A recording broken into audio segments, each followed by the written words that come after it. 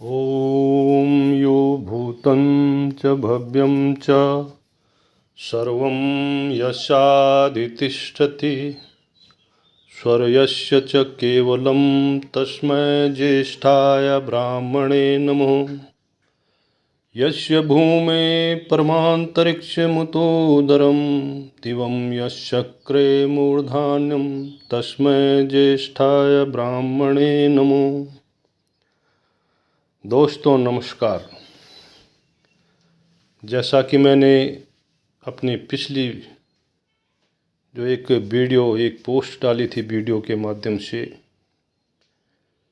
उसमें मैंने एक आश्वासन दिया था कि यदि आप सब लोग चाहें तो मैं भारतीय मुद्रा रुपये पे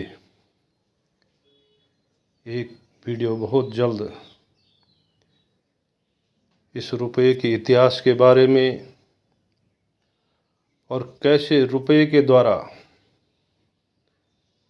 अंग्रेज़ों ने या यहूदियों ने पूरे भारत देश को गुलाम बनाया, पूरे भारत का शोषण किया। और आज भी जैसा कि मैं कहता आया हूँ और फिर पुनः कह रहा हूँ कि आज भी हमारा देश इन्हीं यहूदियों का गुलाम है। और आज भी इनके द्वारा एक ऐसी आर्थिक पाइपलाइन बिछाई गई है जिसके थ्रू हम जितना भी कमाएं, हमारे पूर्वजों ने कमाया, हम कमा रहे हैं, हमारी पीढ़ियां कमाएंगी, बच्चे कमाएंगे, नाती कमाएंगे, पोते कमाएंगे, जितने भी कमाएंगे उन सब के शोषण के लिए इन यहूदियों के द्वारा भारतीय रिजर्व बैंक के नाम पर, जिस बैंक के नाम से पहले इन्होंने भारतीय जोड़ रखा है बेवकूफ़ बनाने के लिए भारतीयों को, उसके द्वारा एक पाइपलाइन सीधा बैंक ऑफ इंग्लैंड के लिए बना रखी है। और उस बैंक ऑफ इंग्लैंड में हमारे खून पसीने की गाढ़ी कमाई, दिन रात 24 घंटे जिस प्रकार से किसी पाइपलाइन से पानी निकलता है, ऐसे यहाँ से और बैंक ऑफ इंग्लैंड को हमारे गाढ़े खून पसीने की कमाई वहाँ जा रही है। तो दोस्तों किस प्रकार जा रही है, आज मैं इस पर एक आपसे बहुत ही विस्तृत चर्चा, पूरे इतिहास जो घटनाक्रम हुए कि कैसे कैसे किन किन घटनाओं के माध्यम से इन लोगों ने हमको गुलाम बनाया, हमारा शोषण किया, वो मैं आपके सामने ब्यौरावार रखना चाह रहा हूँ। और इस ब्यौरे को रखने से पूर्व मैं आपको अपने जो एक वैदिक काल था, हमारा एक वैदिक युग था, उस युग में जो हमारे वैदिक कालीन मुद्रा थी, उसका जो मानक जो स्टैंडर्ड था, उसके बारे में मनुस्मृति अध्याय 8 में लिखा है एक संस्कृत श्लोक के माध्यम से। जालांतर्गते भानु यत् सूक्ष्मं दृश्यते रज प्रथमं तत्प्रमाणानां तर्सरेणु परचक्षते। तर्सरेणुओ अष्टो विज्ञेया लिक्षिका प्रमाणतः ता राजशिपस्रस्ते त्रयो गौर सरसपा सरसपा षट यवा मध्यस्त्रियवम त्वेक कृष्णलम पंच कृष्णल को मासस्ते सुवर्णस्त षोडश पलम सुवर्णश्चत्वारम पलानि धरणम दश द्वे कृष्णले समधृत विज्ञेया रौप्यमाशकम ते षोडशाधरणम पुराणस्यैव राजतः कार्षापणस्तु विज्ञे व्यस्ताम्रिका कार्षिका पण धरणानि दशज्ञेय शतमानस्तु राजतः चतुःसौवर्णिको निष्को विज्ञेय यस्तु प्रमाणता। जालांतर्गते भानु, जालांतर्गत बोलते हैं, जालांतर बोलते हैं छिद्र के लिए। आप सब ने गौर किया होगा, बचपन में अक्सर देखते थे और अभी भी देखते हैं कि मकान में खिड़की के अंदर से या दरवाजे में या दीवार में कहीं कोई छिद्र जब होता है सुबह सुबह, और सूर्य का प्रकाश जब उस छिद्र के माध्यम से कमरे में आता है तो उसमें कुछ धूल के कण तैरते हुए दिखाई देते हैं। तो उसी धूल के कण में से उन धूल के कणों को बोला जाता है त्रसरेणु। देखो कितना एक्यूरेट और कितना माइनर, बेमानी नाम की कहीं कोई चीज़ नहीं थी। इतने छोटे से छोटे, जो एक रुपये की जो इकाई होती, यहाँ से शुरुआत होती थी उस समय वैदिक युग में, इसको माना जाता था। तो क्या बोला जाता है कि वो जो धूल के जो कण उस छिद्र से जो रोशनी आ रही है, उसमें जो धूल के कण जो उड़ते हुए दिखाई देते हैं, उन धूल के कणों के 8 कण के बराबर एक लिक्षा होती थी और 3 लिक्षा के बराबर एक राज सरसप होता था और 3 राज सरसप के बराबर एक गौर सरसप होता था। 6 गौर सरसप का एक मध्य यव होता था, यव बोलते हैं जौ के लिए। 3 मध्य यव का एक कृष्णल होता था। 5 कृष्णल, रत्ती देखी होगी आपने, जिसको रत्तादानी हम बोलते थे। और अक्सर जो है पहले देखा होगा कि जो पुराने सुनार होते थे वो लाल लाल रंग की होती है, गहरे लाल रंग की, और आगे से उसकी जो है मुंह थोड़ा सा काला होता है। बचपन में हम आँख में डालते थे उसको, तो वो रत्ती, उसको कृष्णल बोला जाता है। उसकी जो है 5 रत्ती का एक मास या मासा होता था और 16 मासा, मासा को जो है 16 आना या शिव सूत्र का आणव मल भी बोला जाता था, उसका होता था एक सुवर्ण, और 4 सुवर्ण का एक पल, ये भार का माप है, और 10 पल का एक धरण होता था जिसको कृष्णल भी बोला जाता था। 2 कृष्णल के भार को रौप्य मासक बोला जाता था, और इतने वजन की चांदी का रुपया, रौप्य का अर्थ होता है चांदनी, चांदी, और इसको रुपया बोला जाता था। तो इस प्रकार से जो पुराना हमारा जो है जो मानक स्टैंडर्ड था रुपये का, वो इस प्रकार से था। अब मैं आपको वर्तमान में लिए चलता हूँ।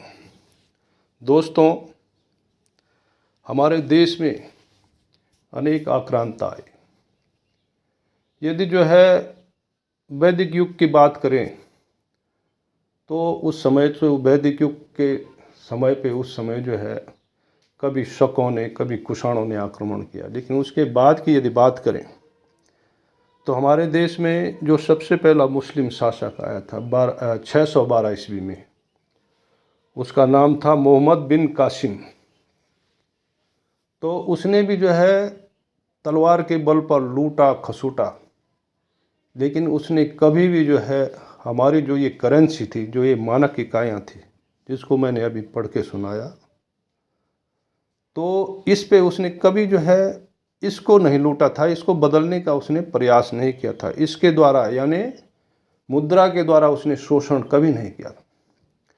उसके बाद आया गुलाम वंश, गुलाम वंश के बाद आया खिलजी वंश, खिलजी वंश के बाद आया तैमूर वंश, वो तैमूर लंग जब आया था। तब आया सैयद वंश, तब आया लोधी वंश, और लास्ट में मुगल वंश, जिसका अंतिम शासक बहादुर शाह जफर था। ये जितने भी मुस्लिम आक्रांता आए, इन्होंने रक्तपात तो किया, तलवार के बल पर इन्होंने जो है हमारे देश में शासन तो किया, लेकिन इन्होंने कभी मुद्रा को, देश की मुद्रा को कोई हानि नहीं पहुंचाई। 1540 और 45 के बीच में शेर शाह सूरी, जिनके राज्य में बोला जाता था कि टोडरमल भी था वहाँ पर। तो टोडरमल ने एक सलाह दी। उन्होंने कहा भाई जो भी पहले राजा आता था वो अपने सिक्के चलाता था। तो टोडरमल ने कहा कि ये जो मुद्रा है, इस मुद्रा का जो है एक स्टैंडर्ड बनाना चाहिए। और कहते हैं कि टोडरमल के सलाह पर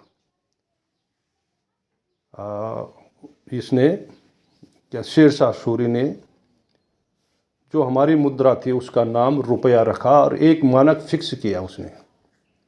उसने एक कानून बनाया। 1545 ईस्वी में एक कानून बनाया उसने, और उस कानून के हिसाब से 1 रुपया चांदी के रुपये को कहा गया और 1 मुहर सोने की 1 मुहर कही गई। 1 चांदी का रुपया बराबर 1 तोला शुद्ध चांदी। और 1 तोला का मतलब होता है 11.664 ग्राम। आज के समय में तोले में भी बेईमानी कर दिया है इन हरामी ने। आज 10 ग्राम का 1 तोला बोला जाता है, लेकिन एक्चुअल में तोला होता है 11.664 ग्राम। तो 1 रुपया बराबर 11.664 ग्राम शुद्ध चांदी। और 1 मुहर का जो वजन होता था वो होता था 11.664 ग्राम शुद्ध सोना 1 मुहर। और 10 चांदी के रुपए के बराबर 1 मुहर हुआ करती थी। यानी 1 मुहर की कीमत 10 चांदी के रुपए के बराबर होती थी। अब क्यों रखा गया इसको, आप सबको पता होगा कि पहले हमारे देश में एक बार्टन पद्धति थी, यानी कि वस्तु विनिमय था, वस्तु दो और वस्तु लो। अब वस्तु की कीमत कैसे फिक्स करें भाई। माना कि मुझे जो है दाल लेनी है, उड़द की दाल लेनी है, और मेरे पास चावल है, धान है, और मुझे लेना है 2 किलो उड़द की दाल। तो जब वस्तु विनिमय था तो 2 किलो उड़द की दाल के लिए 2 किलो चावल ये होना चाहिए था। लेकिन ऐसा नहीं था। क्यों? कि ये देखा जाता था कि आपकी जो है किसी फसल को, किसी चीज़ को उत्पादन में, उसको तैयार करने में आपकी कितनी ऊर्जा लगी, कितना समय लगा। तो ये पाया गया कि धान को, अगर 1 नाली का खेत धान का है और उसमें आदमी जो है धान को तैयार करने से लेकर निकालने तक, उसमें यदि आपका जो है 1 माह का समय लगता है तो खेत में जो है 2 कुंटल धान हो जाती है। और उतना ही समय, उतनी ही मेहनत और उतने ही क्षेत्रफल खेत में यदि आपने दाल बोने में लगाया तो दाल आपकी जो है वो तो आपकी जो है 85 किलो निकली। तो उस अनुपात को बिठाकर, ताकि किसी की ऊर्जा का अधिक जो है उसको नुकसान न हो, तो उसको बिठाकर एक मानक बनाया गया कि भाई 4 किलो धान के एवज में जो है 1 किलो या 2 किलो दाल मिलेगी। इस प्रकार से रेट तय होते थे। और रुपया क्या है, धन क्या है हमारा? तो धन है मानव संसाधन, ह्यूमन रिसोर्स। इसलिए पहले जो है बड़े बुजुर्ग आशीर्वाद दिया करते थे कि दूधो नहाओ और पूतों फलो। यानी मनुष्य जो है सबसे बड़ा धन है। आज आप चाइना को देख रहे होंगे, विश्व की सबसे बड़ी आबादी।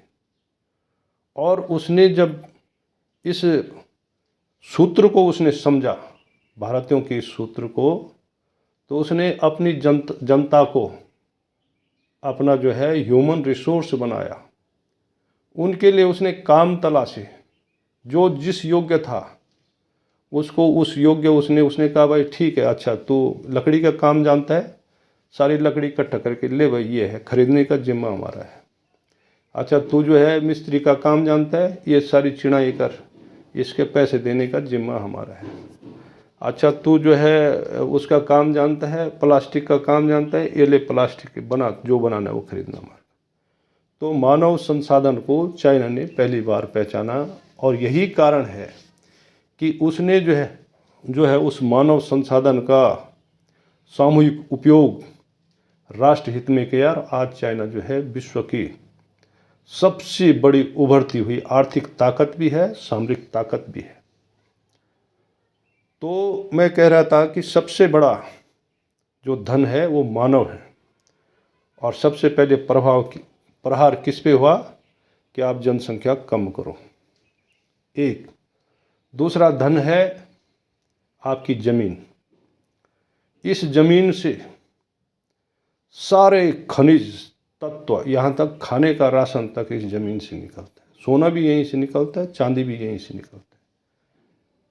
दूसरा सबसे बड़ा धन ज़मीन, भूमि, पृथ्वी। तीसरा सबसे बड़ा धन गौधन, हमारे पशु, हमारी बकरी, हमारी भैंस, हमारी गाय, ये तीसरा सबसे बड़ा धन है। और चौथे सबसे बड़ा और असली धन क्या है?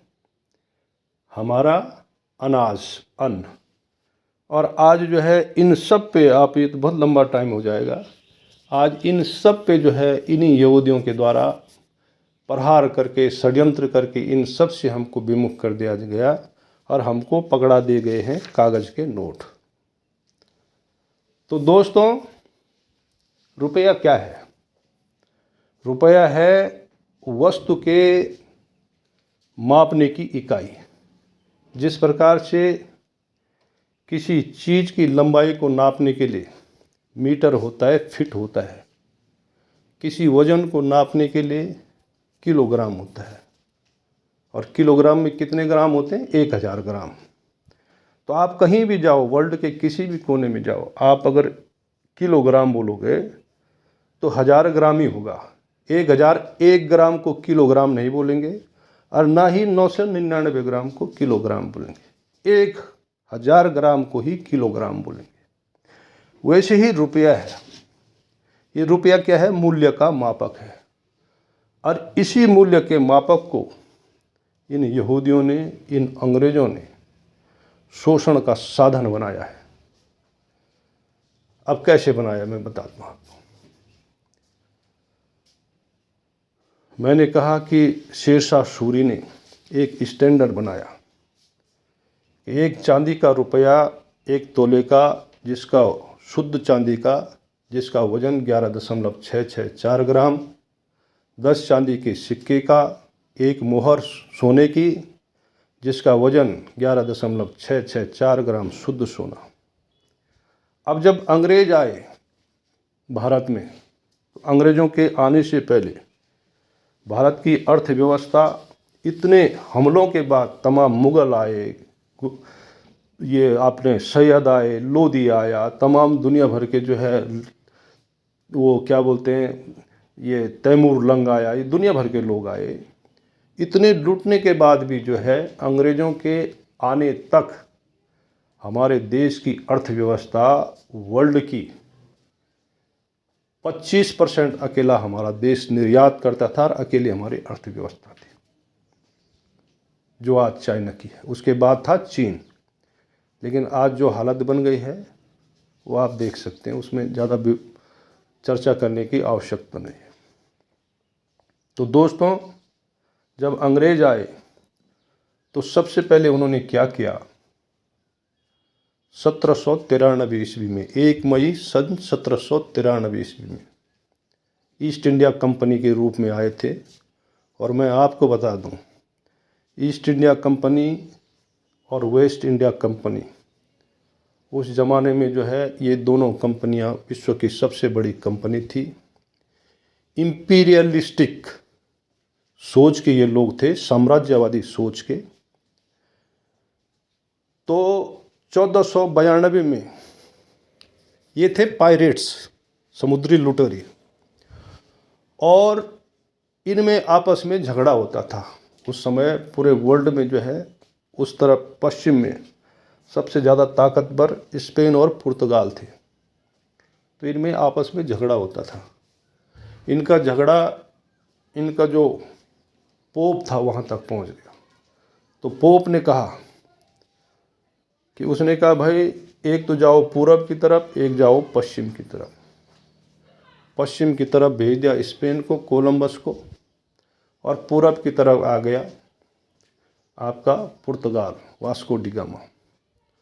और उसके बाद जो है ये तमाम लोग आते रहे। तो ईस्ट इंडिया कंपनी जो भारत में आई, पेपल बुल बोलते हैं उसको, पेपल बुल 1492, एक आदेश, पोप का आदेश।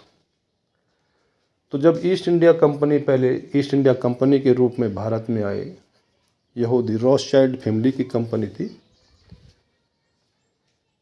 तो इनकी निगाह थी कि भारत की जो ये सोना चांदी तमाम जो हमारी समृद्धि थी उसकी चर्चा इन तक थी। ये जब भारत में आए तो 1 मई सन 1793 को इन्होंने एक रेगुलेशन निकाला। इन्होंने उसको बोलते हैं रेगुलेशन 35, रेगुलेशन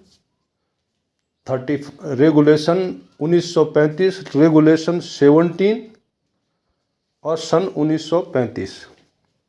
उसके तहत इन्होंने क्या किया कि तमाम जो भी, क्योंकि रजवाड़े थे यहाँ पर 565 या 67 रियासतें थी, तो उन रजवाड़ों पे इन्होंने सन 1600 ईस्वी में ये आए थे, तो 1700 आते आते इनका पूरा प्रभाव उन रजवाड़ों में फैल गया।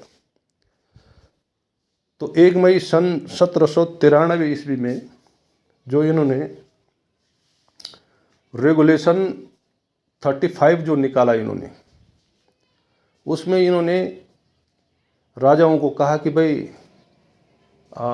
जितने भी आपके जो आप टैक्स वसूल करते हैं किसानों से, तो पहले किसानों से जो है हमारे देश के जो राजा लोग थे वो फसल का 1/6वां भाग लेते थे। जो भी उपज होती थी, जिस भी किसान की फसल की जो भी उपज होती थी उसका 1/6वां भाग लेते थे अनाज के रूप में। तो इन्होंने जब ये रेगुलेशन निकाला 1 मई सन 1793 को, तो इन्होंने कहा भाई कि आज से जो है ये वसूलना, जो उपज है, जो टैक्स वसूली के काम हम करेंगे। और वो जो है टैक्स वसूली का काम इन्होंने कर दिया और राजा को बोला कि इतना % तुमको दे देंगे, जिस जिस स्टेट में ये करते थे। तो इनको मिल गया वो। तो फिर उन्होंने एक्ट 35 निकाला, रेगुलेशन 35। तो वो निकाला, उसमें क्या कहा इन्होंने कि पहले क्या होता था कि राजा लोगों के जो खजांची होते थे, जो प्रत्येक राजा अपना अलग से सिक्का निकालता था, सोने का, चांदी का, तांबे का।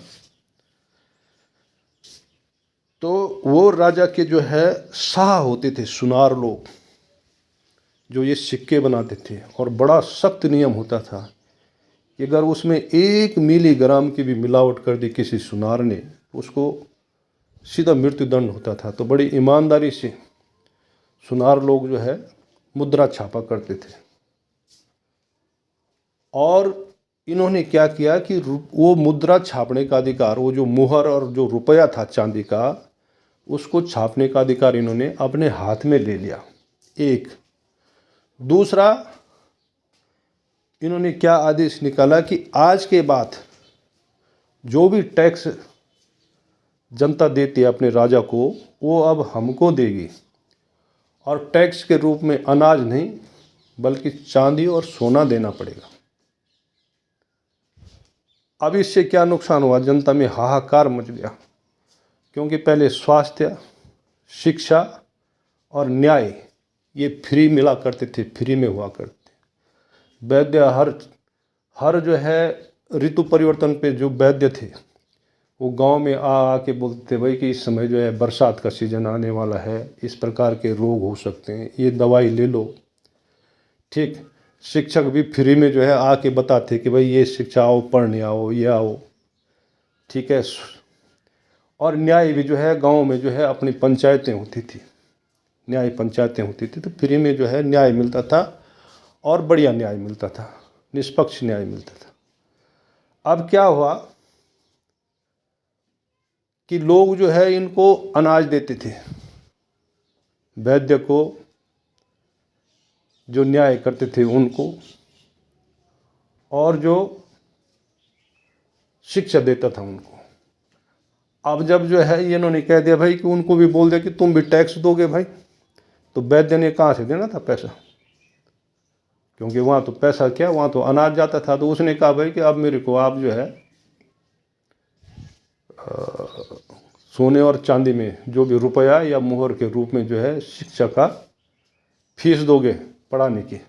वैद्य ने भी यही कहा, और न्याय पंचायतों में जो न्याय होता था वहाँ भी ऐसे। तो पूरे देश में, पूरी जनता में हाहाकार मच गया उस समय। और इन्होंने क्या किया, जब रुपया छापने का इन्होंने अपने पास अधिकार लिया, तो इन्होंने जो 11.664 ग्राम चांदी और 11.664 ग्राम की जो मोहर होती थी, उसमें इन्होंने 3-3 ग्राम की मिलावट कर दी। 3 ग्राम इन्होंने तांबा मिला दिया, या लोहा मिला दिया, या जस्ता मिला दिया उसमें। अब क्या होता है, उससे महंगाई बढ़ गई। अब महंगाई कैसे बढ़ती है, मैं एक उदाहरण देता हूँ आपको। माना ये सोने का सिक्का है, 11.664 ग्राम शुद्ध सोने का है, ये दिख रहा है ना आपको, ये है। अब इसमें उन्होंने जो है ये 3 ग्राम की मिलावट कर दी है, जो कागज में मैंने दिखा रखा है। तो पहले जो है इस शुद्ध मोहर का माना कि जो है 5 किलो आम आते थे, ठीक। अब मैं इस जो है मिले हुए जो 3 ग्राम या जो आधा इसमें मिलावट है, इसको लेके गया मैं लाला के पास, बढ़िया के पास। तो पहले क्या था, इससे 5 किलोग्राम आम आते थे। अब लाला ने देखा, उसने देखा यार इसमें तो इतने ग्राम की अशुद्धि है।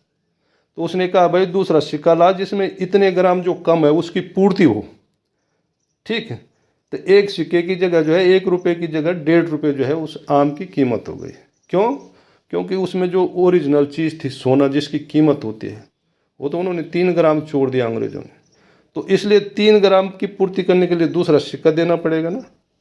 तो इसलिए जो आम पहले 5 किलो 1 रुपये का आता था, वो सीधा सीधा अब 1.5 रुपये का हो गया। तो 1.5 रुपये का हो गया तो लोगों में हाहाकार मच गई। जबकि नियम क्या है हमारा कि कभी कोई वस्तु महंगी नहीं होती है।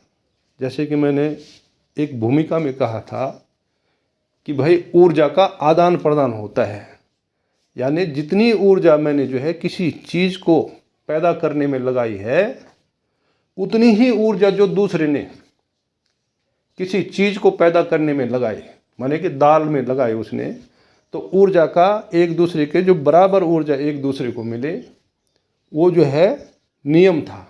यानी रुपये की कीमत कभी घटती बढ़ती नहीं है, वस्तु कभी महंगी नहीं होती है। पहले वैदिक युग में महंगाई नाम की कोई चीज़ नहीं थी। ये महंगाई तब शुरू हुई जब से जो है रुपये में ये बेईमानी अंग्रेज़ों ने और यहूदियों ने करनी शुरू करी। तो इन्होंने क्या किया कि पहले 3 ग्राम जो है उसमें निकाल दिया। अब देश में हाहाकार मच गया। सारे उस समय हिंदू मुस्लिम जितने भी लोग थे, सारे लोग इकट्ठे हो गए अंग्रेज़ों के खिलाफ। सारे राजा लोग इकट्ठे हो गए, जो देश प्रेमी लोग थे, जो अंग्रेज़ों से नहीं मिले हुए थे, जो राजा लोग, उन्होंने बगावत छेड़ दी। अब उस बगावत को कुचलने के लिए, अंग्रेज़ तो तेज थे ही, इन्होंने बगावत को कुचल दिया। और दोबारा इस दिन को कोई याद न करे, 1 मई सन 1793 को कोई याद न करे, तो जो उनके गुलाम थे, जो उन्होंने अपने पास जो है भारतीय लोग जो है काम करने के लिए रखे हुए थे, फैक्ट्री में बोलो या ऑफिस में बोलो, तो पहले क्या था कि कोई छुट्टी नहीं होती थी, न संडे होता था उनके लिए, न उनको आराम होता था। यदि वो आराम करने की सोचें तो उनका शोषण होता था, पीछे से लात पड़ती थी, हंटर चलाए जाते थे।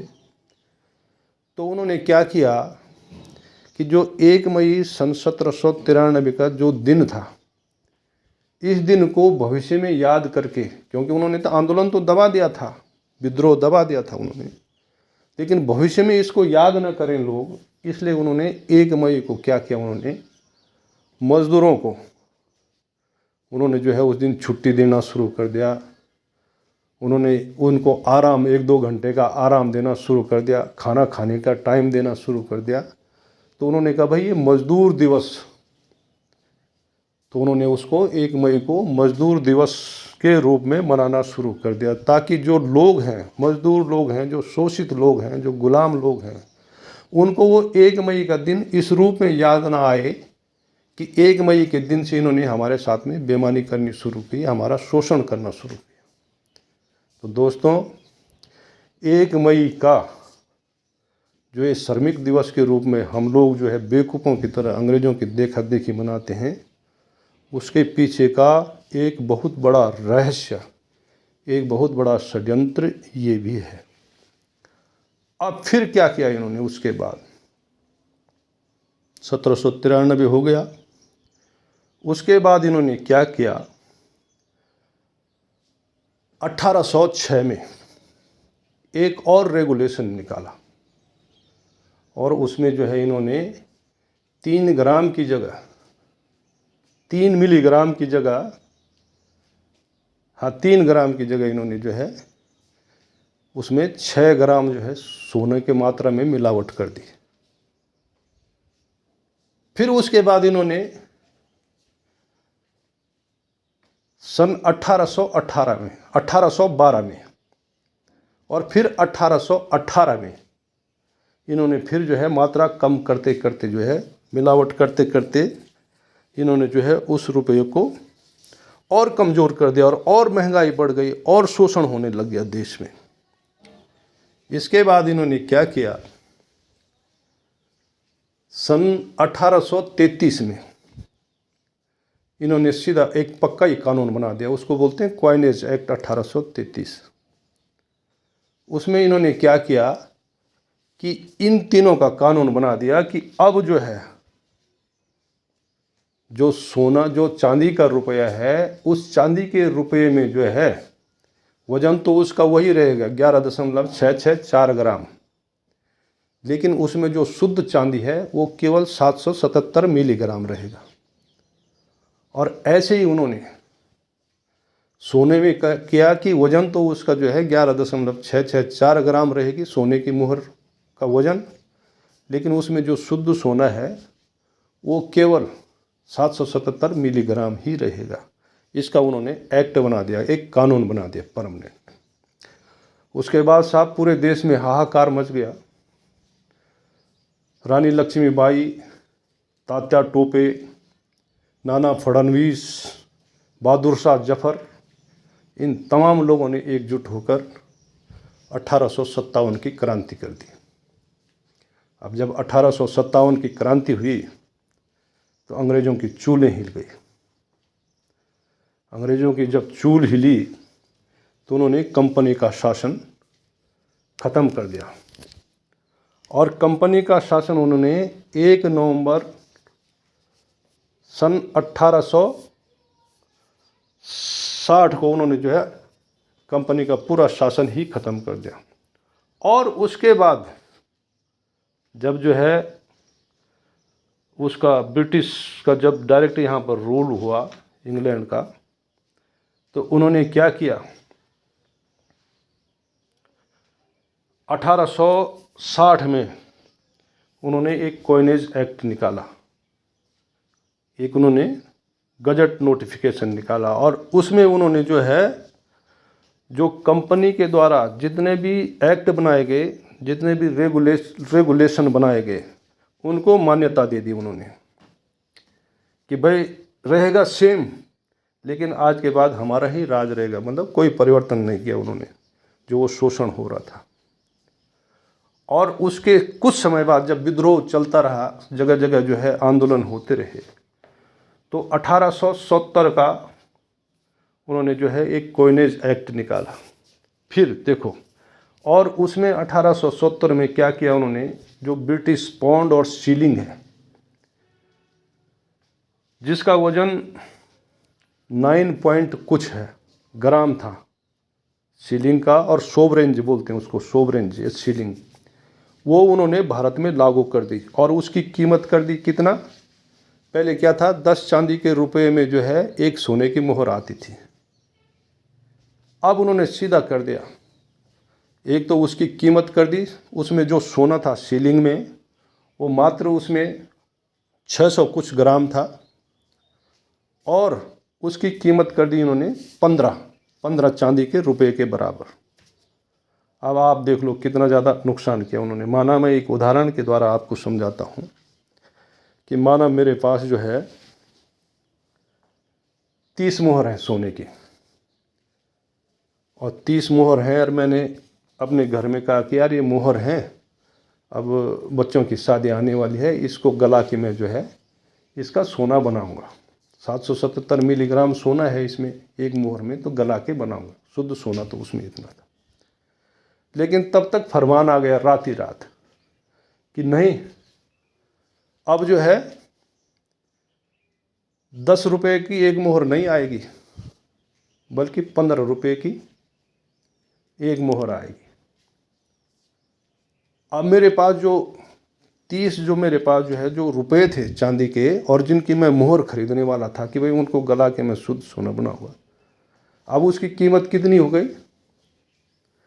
पहले 300 चांदी के सिक्के की 10 सोने की मोहर आती, अब जो है 15 का कर दिया, अब कितनी आएंगी, 30 सोने की मोहर आनी थी, 300 चांदी के सिक्कों की 30 सोने की मोहर आनी थी। अब जब 15 रुपए की एक हो गई तो अब कितनी आनी है, 20 आनी है, यानी 10 का नुकसान रात ही रात हो गया। तो इस प्रकार से अंग्रेजों ने जब लूटपाट करना शुरू किया तो ये लूटपाट उनका बढ़ता रहा, लोग विरोध करते रहे। इस बीच क्या हुआ, उन्होंने कहा भाई ये तो लोग जो है अब धीरे धीरे रुपए निकाल रहे हैं, इसको जमा कर रहे हैं। तो उन्होंने जो है एक नोटिफिकेशन निकाला, और उन्होंने कहा कि आज के बाद सोने और चांदी के रुपए, मोहर और रुपया नहीं चलेगा। आज के बाद इनकी जगह पर जो है कागज़ की मुद्रा चलेगी। और उन्होंने पेपर करेंसी एक्ट 1882 निकाला।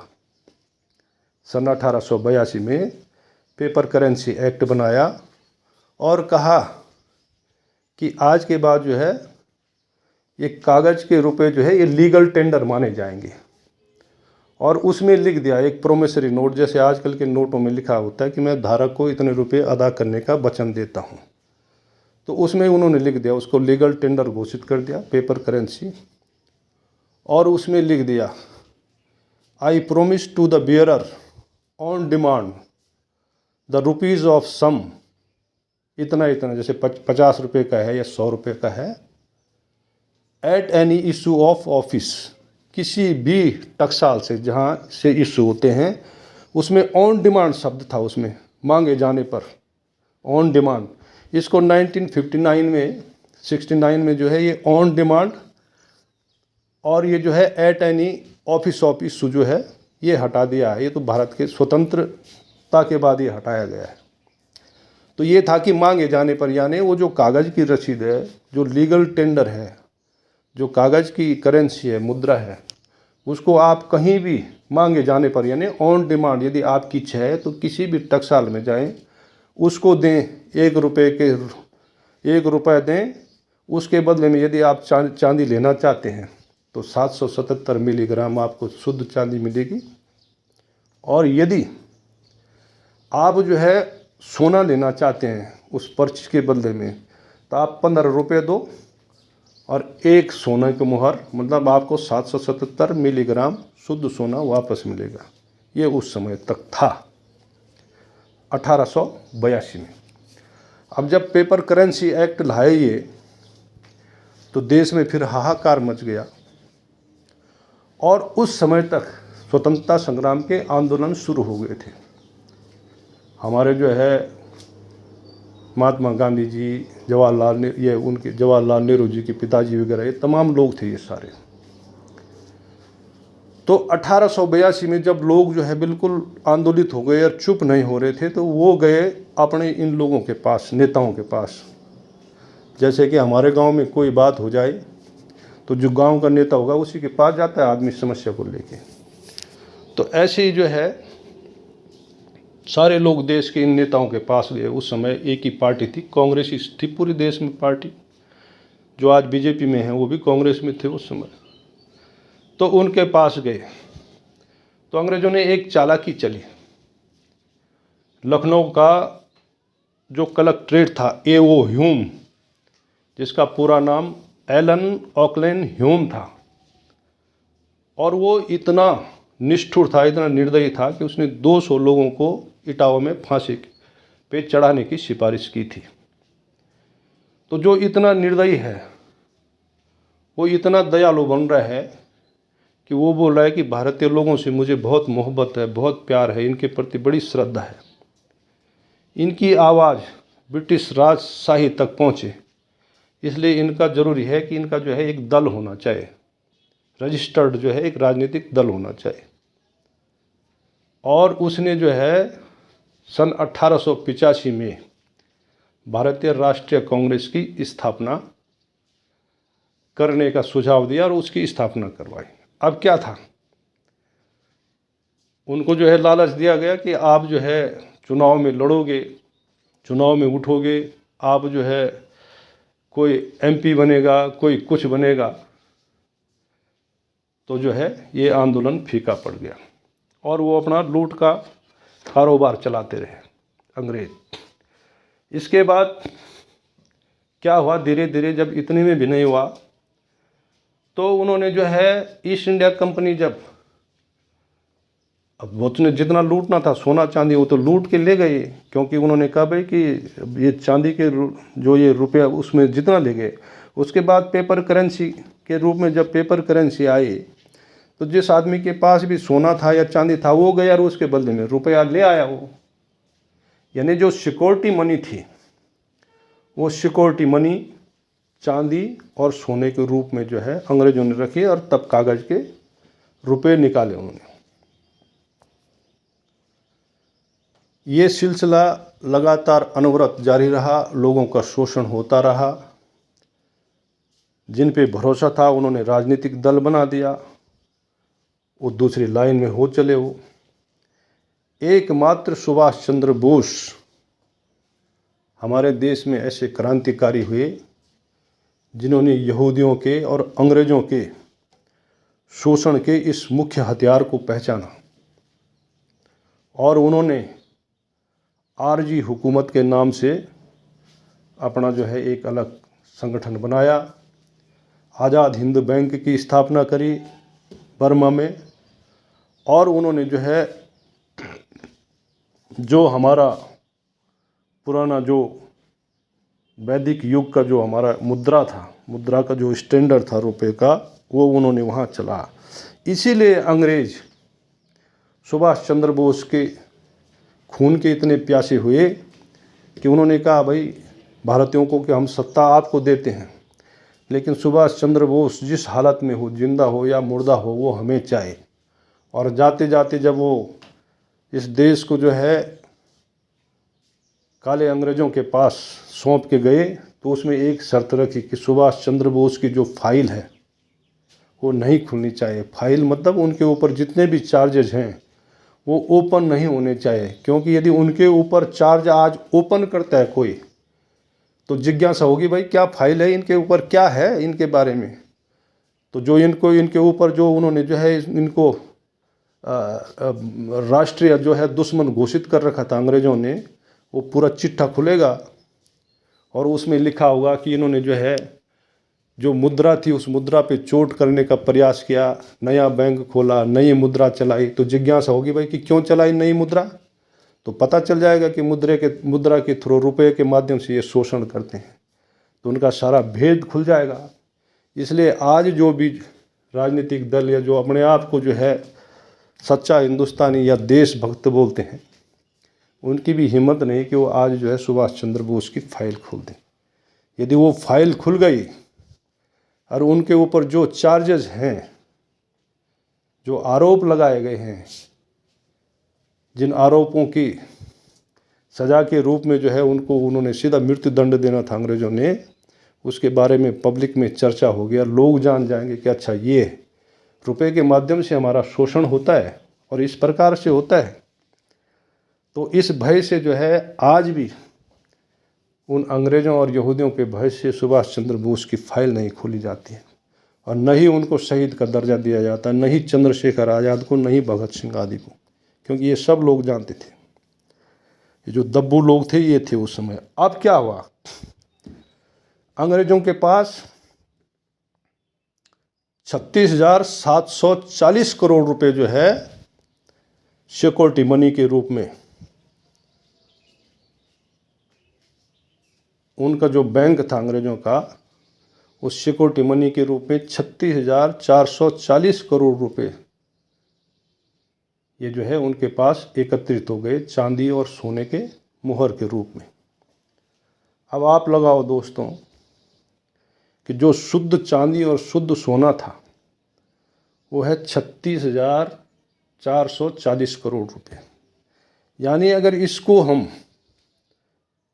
इस रुपए को अगर हम मुहर में कन्वर्ट करें तो मुहर में कन्वर्ट करने पर ये जो रकम आती है, ये मैंने निकाल रखा है,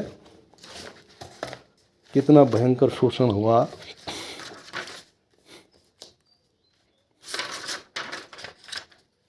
ये जो रकम आती है ये आती, क्योंकि एक मुहर जो है उस ज़माने में 10 रुपए की होती थी, तो जो 37,440 करोड़ रुपया था उसको यदि मुहर में कन्वर्ट करें तो 3,744 मुहर होती है और एक मुहर का जो वज़न होता है वो 11.664 ग्राम शुद्ध सोना होता है।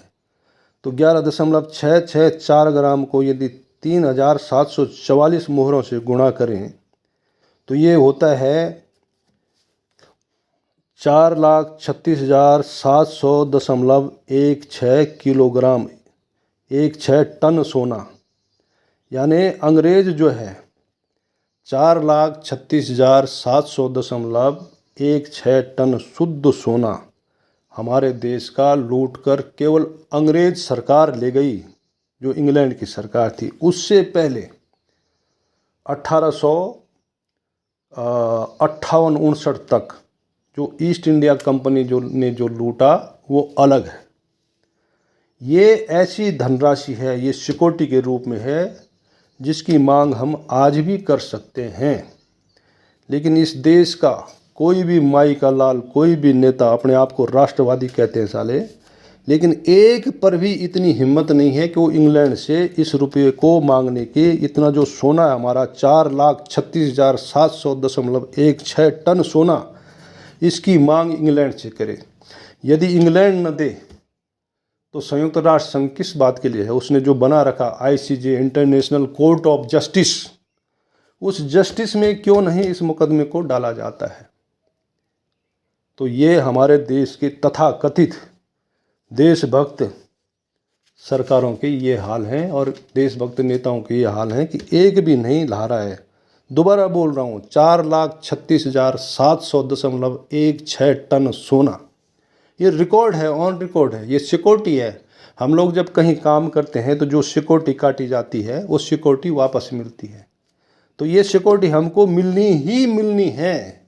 यदि कोई सच्चा राष्ट्रवादी नेता यदि भारत सरकार के जो है शीर्षस्थ पद पर जो है मतलब स्थापित हो जाए तो ये राशि हमको निश्चित रूप से मिलनी है, 4,36,700.16 टन सोने के। ये अंग्रेज़ों का बाप देगा। ये बैंक ऑफ इंग्लैंड में पड़ा हुआ है ये सोना हमारा। अब आ जाओ, अब उसके बाद क्या हुआ, भारत में पूरा जन विद्रोह तेज हो गया। सन 1882 के बाद पेपर करेंसी एक्ट 1882, और इस एक्ट में एक चीज़ और है, इस एक्ट में उन्होंने ये भी नियम बनाया अंग्रेज़ों ने, यदि जो है कोई जो है इस मानक को, इसमें जो है छेड़खानी करने की कोशिश करे, ये जो नोट है इसमें किसी प्रकार का जो है नकली नोट करे या सिक्कों में कोई वो करे, तो उसके लिए उन्होंने IPC 489 की इंडियन पेनल कोड 489 अध्याय 10 और उसके जो धाराएं हैं क ख ग घ गौ में कि स्टैंप का कूटकरण, रुपये का कूटकरण, आपका जो है सिक्कों का कूटकरण यदि कोई करता है तो उसको जो है इन धाराओं के तहत आजीवन कारावास की सज़ा का उसमें प्रोविज़न है।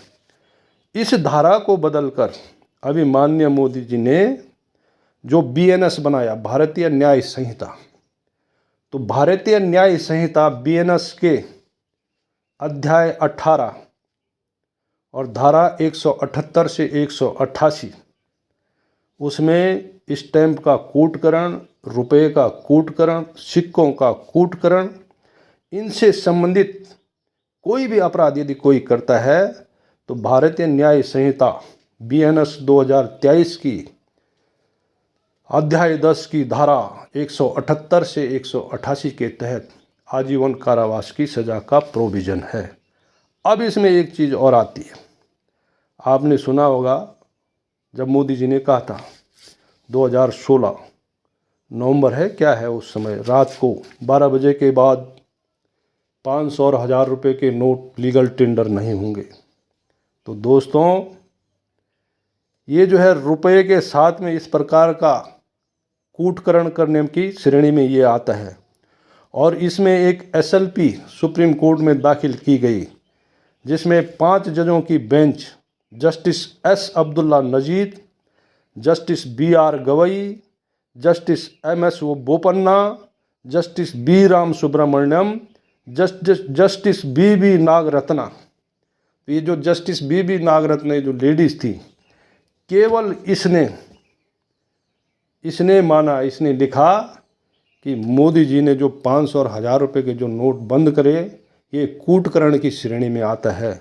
बाकी जो अन्य 4 जस्टिस थे इन्होंने एक तरफा फैसला मोदी के पक्ष में दिया कि नहीं, इसने ठीक किया है कि जो रुपये का कूटकरण किया, नोट बंद करवाए, इससे जो है इन्होंने तमाम तर्क दिए कि भाई इसमें जो है नकली रुपये फेक मनी नहीं आएगी, इससे जो है वो पत्थर की मारने की जो घटनाएं कश्मीर में हो रहे हैं वो बंद होगा, इससे आतंकवाद पर जो है लगाम लगेगा।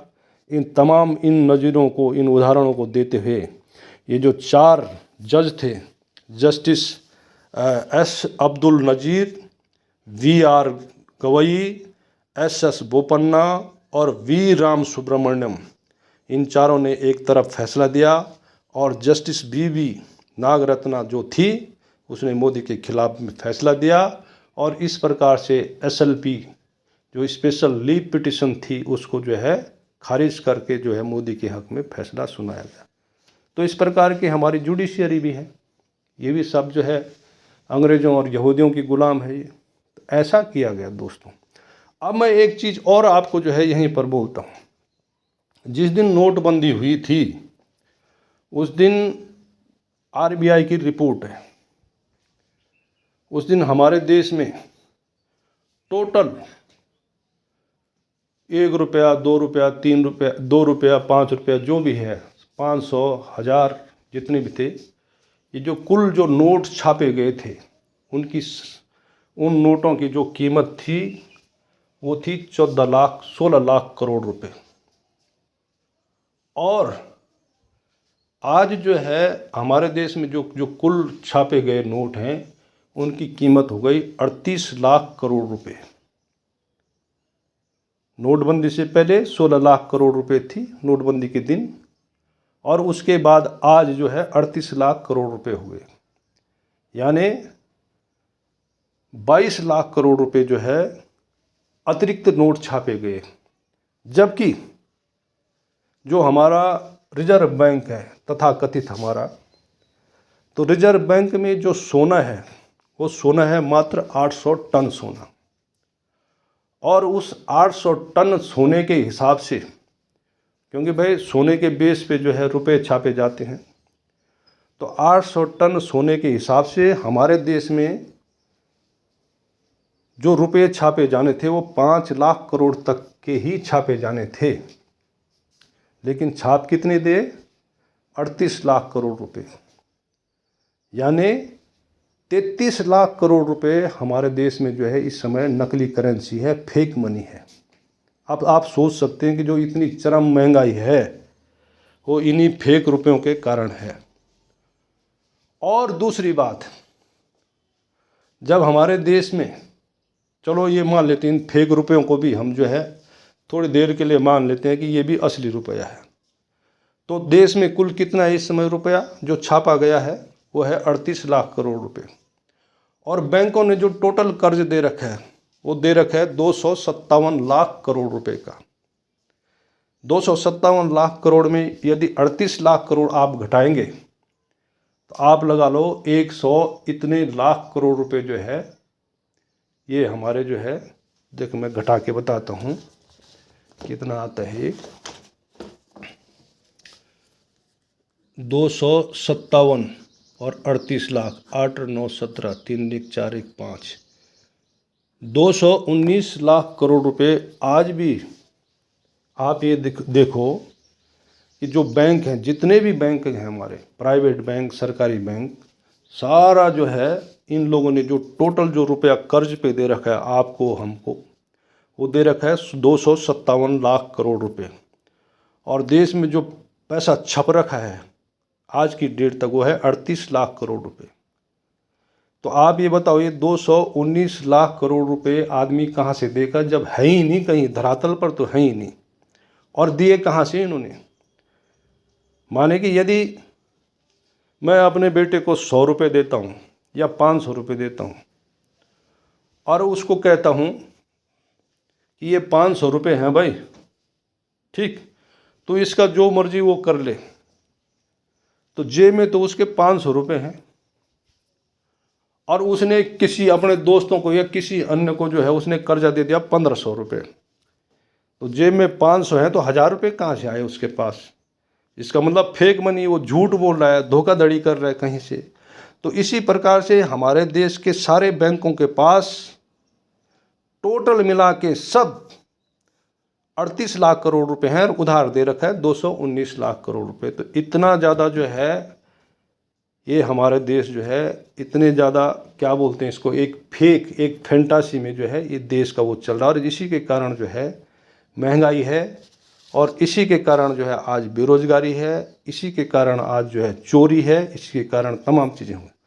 अब जब दोस्तों ये सारी बातें निकल के आ रही हैं तो जो वहाँ बैठे हैं अमेरिका, इंग्लैंड, इजराइल में जो यहूदी बैठे हैं जिनके पास पूरा कंट्रोल है। अब दूसरी चीज़ बताता हूँ मैं कि जब पूरे देश में जो है 1882 में जब ये पूरा देश जो है आंदोलित होने लग गया तो जो जिनके भरोसे हम बैठे हुए थे उन्होंने तो जो है इंडियन नेशनल कांग्रेस की स्थापना कर दी। वो तो राजनीति के चक्कर में पड़ गए, उन्होंने ये विषय छोड़ दिया कि रुपए के द्वारा जो शोषण हो रहा है इस विषय को छोड़ दिया उन्होंने, वो कंप्रोमाइज़ हो गए। अब इसके बाद जब ये पूरा पैसा उठा के जो है पूरा सोना चांदी लेके 4,36,700.16 टन सोना लेकर जब अंग्रेज़ जो है बैंक ऑफ इंग्लैंड को ट्रांसफ़र कर दिया तो उसके बाद उनके दिमाग में आया कि भाई अब जो है भारत में जो है ये बैंक जो है रिजर्व बैंक है। पहले क्या था, इंपीरियल बैंक ऑफ लंदन बोला जाता था, तो उन्होंने इंपीरियल बैंक ऑफ लंदन को समाप्त करा और उसकी जगह सन 1835 में एक वो लाए, वो आदेश लाए। और आपने सुना होगा, पढ़ा होगा हिस्ट्री में, नागरिक शास्त्र में या हिस्ट्री में, कि हिल्टन यंग कमीशन भारत आया था 1933 में। तो 1933 में जब 1925 में हिल्टन यंग कमीशन भारत आया और वो भारत में रिजर्व बैंक खोलने के प्रस्ताव को लेकर आया भारत में, कि भारत में जो है अब भारतीयों का अपना बैंक होना चाहिए, रिजर्व, जिसका नाम रखा उन्होंने रिजर्व बैंक ऑफ इंडिया, भारतीय रिजर्व बैंक। तो उस प्रस्ताव को लेकर उसको बोलते हैं हिल्टन यंग, एक वो था, वो वहाँ का अंग्रेज अफसर था, वो ये लेके आया। तो जब 1925 में हिल्टन यंग कमीशन आया तो उसका विरोध होने लग गया। फिर जो है हिंदू मुस्लिम सारे कि भाई ये तो हमारा पैसा लूट के ले जा रहे हैं, ये जो सिक्योरिटी हमारी थी वो सिक्योरिटी, इन्होंने कहा भाई ये सिक्योरिटी बाद में आपको वापस दे दी जाएगी।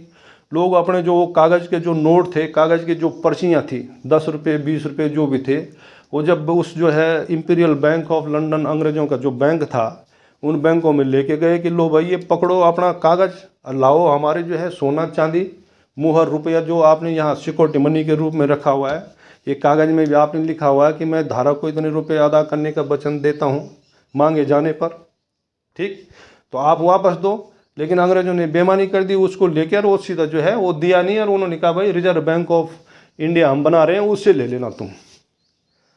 तो 1925 में बड़ी हाहाकार मच गई।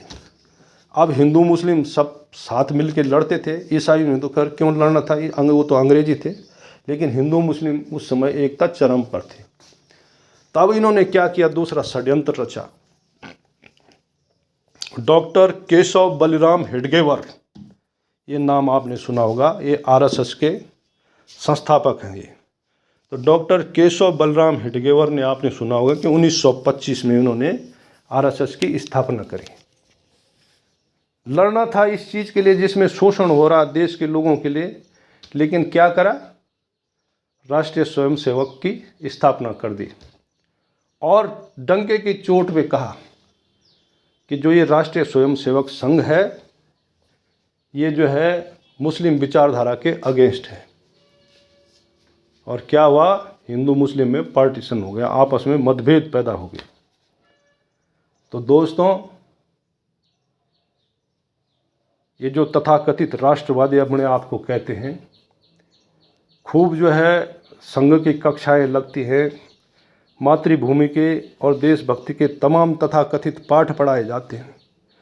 जब देश की एकता के लिए और देश की संप्रभुता के लिए और जो देश लूट रहा था उसको बचाने का, देश को बचाने का जहाँ पर काम करने का मौका आया, वहाँ पर इन्होंने अंग्रेज़ों और यहूदियों को सपोर्ट करके 1925 में जब हिल्टन यंग आयोग, हिल्टन यंग कमीशन भारत के लोगों का हक मार के भारत की सिक्योरिटी 4,36,700.16 टन सोना जब वापस लेने के लिए लड़ रहे थे हिंदू मुस्लिम एक होकर, तब इन्होंने 1925 में राष्ट्रीय स्वयंसेवक संघ की स्थापना, आरएसएस की स्थापना कर दी और हिंदू मुस्लिम में दरार पड़ गया और अंग्रेज आसानी से इतने बड़े सोने की राशि को 4,36,700.16 टन सोने को लेकर ये बड़े आराम से बैंक ऑफ इंग्लैंड इन्होंने ट्रांसफ़र कर दिया और वो जो भारतीय रिजर्व बैंक की स्थापना का जो प्रस्ताव था वो पारित हो गया। एकमात्र इस देश में एक देशभक्त था, भीमराव अंबेडकर, प्रसिद्ध अर्थशास्त्री, सबसे ज़्यादा पढ़ा लिखा। मैं उस व्यक्ति की आज भी जो है मैं उसकी पूजा करता हूँ।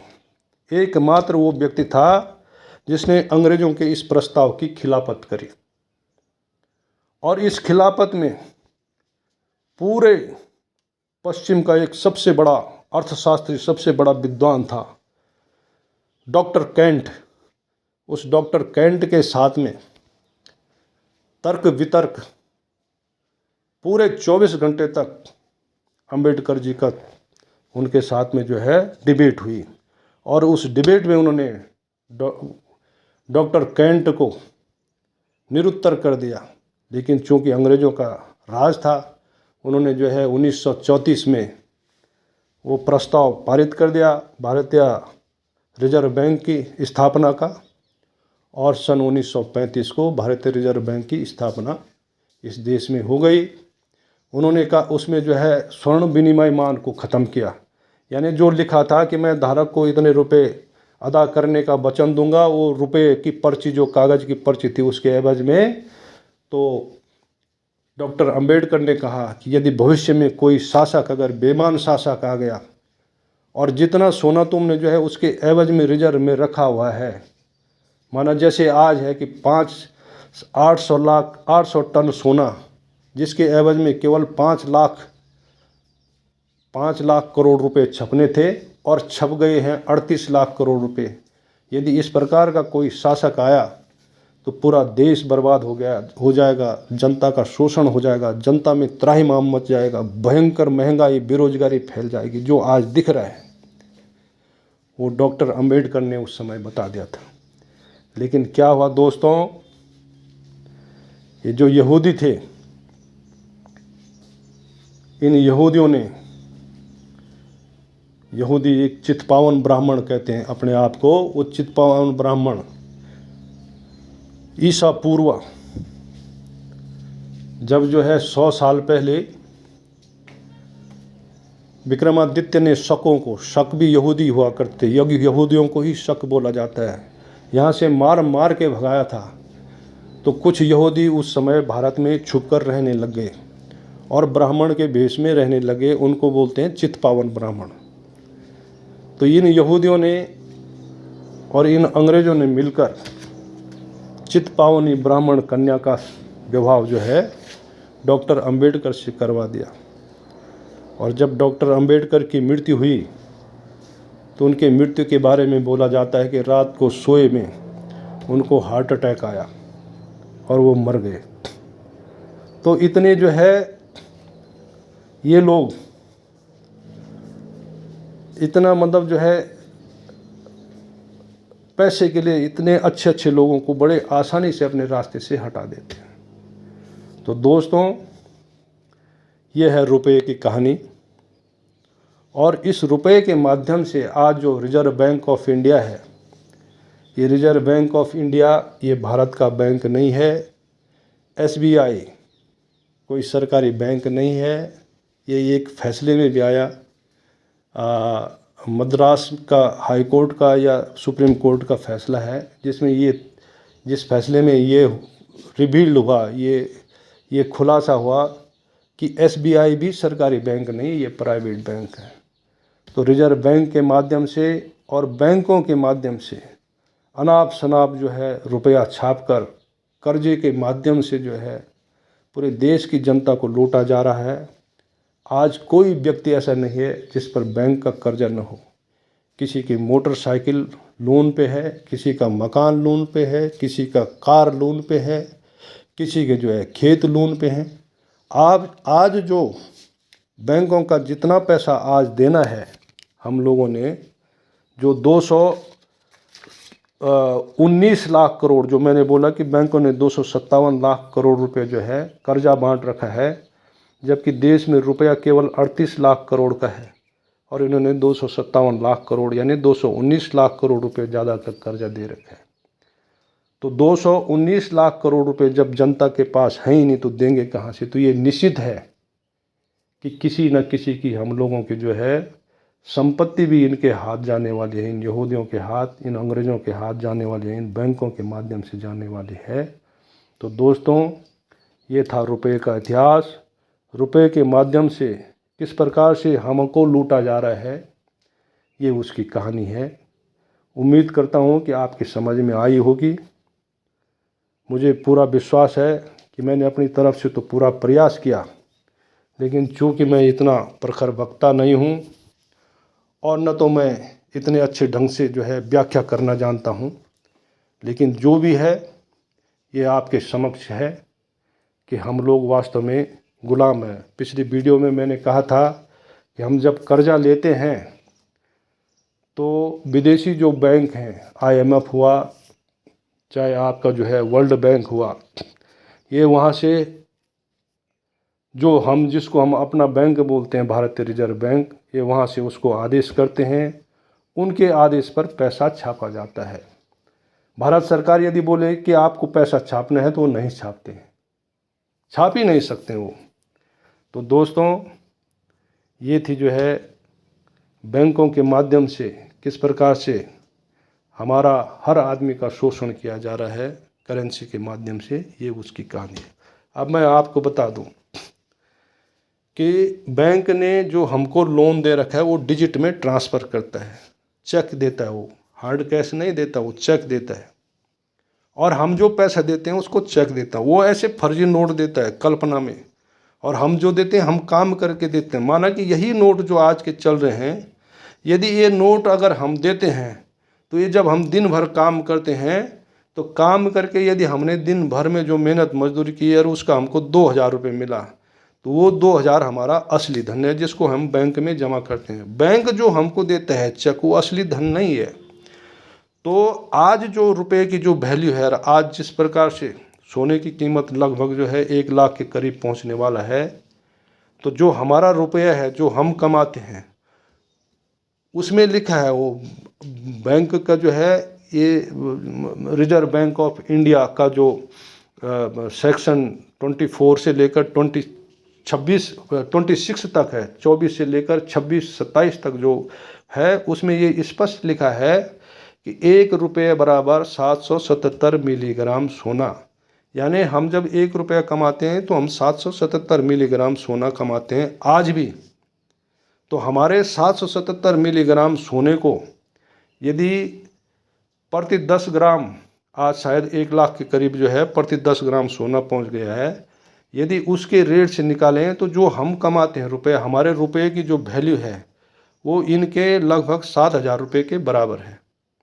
यानी कि यदि आज कोई 1 करोड़ का लोन लेता है बैंक से, तो वो बैंक में जाके 1 करोड़ को 7 में डिवाइड करो, लगभग 700 या 70 रुपये उसको वहाँ अदा करने पड़ेंगे। मतलब हमारा 70 रुपये और उनका 1 करोड़ रुपये समझ लो। लेकिन जो है दोस्तों, ये तभी संभव है जब सब लोग आपस में जो है एक संगठित हो जाएं और सरकारों को जो है इस बैंक रुपये के माध्यम से जो हमारे साथ में जो हमारा शोषण किया जा रहा है इसके खिलाफ में सब लोग बोलें। तो जो है जितने भी लोगों पर जो लोन है, माना किसी के पास 30 लाख का लोन है, तो 30 लाख का लोन जो है मुश्किल से 30 पैसे या 3 रुपये में जो है वो अदा हो सकता है। ये कैलकुलेशन करके ये निकालने की आवश्यकता है। मैं फर्जी बात नहीं कर रहा हूँ, मैं हकीकत बात बोल रहा हूँ, नियम के तहत बोल रहा हूँ, एक्ट के तहत बोल रहा हूँ और गणित के हिसाब से बोल रहा हूँ मैं। तो ये जो है इस प्रकार से जो है हमारा लूटा जा रहा है, हम लोगों को लूटा जा रहा है। अभी मैं दूसरी बात बताता हूँ। ये जो लोग हैं, ये यहूदी लोग हैं जिनके बैंकिंग सेक्टर पर पूरा कब्जा है, इनको पता चल चुका है कि भारत में लोग जागरूक हो रहे हैं और भारत की जागरूकता पूरे विश्व को जो है जागरूक कर सकती है। इसलिए ये बहुत जल्दी CBDC ला रहे हैं, सेंट्रल बैंक डिजिटल करेंसी। यानी आप बहुत जल्दी जो है ये कैश ख़त्म होने वाला है और धीरे धीरे करके करेंगे वो। जैसे उन्होंने 1000 रुपये का नोट बंद कर दिया है, फिर वो धीरे धीरे 500 रुपये के नोट को चलन से निकाल देंगे, ये कह कर कि भाई इसमें जो है वो आतंकवादियों को वो मिल रहा है और इसमें फेक करेंसी आ रही है, नकली नोट छापे जा रहे हैं। तो ये कह के जो है वो इन सब चीज़ों को कर सकते हैं। तो इसलिए जम के जो है यदि 500 रुपये का नोट गायब होता है या फिर से नोटबंदी आती है तो सब लोगों को इसका विरोध करना चाहिए।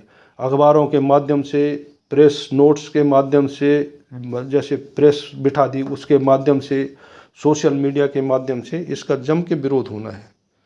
तो आज का मैं अपना जो है यहीं पर समाप्त करता हूँ।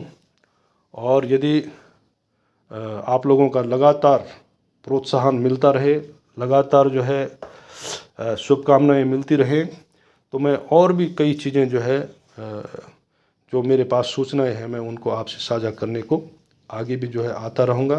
धन्यवाद। आप सब ने बड़े गौर से सुना है, मेरी बातों को ध्यान से सुना, इसके लिए आपका सादर नमन करता हूँ। जय हिंद, जय भारत।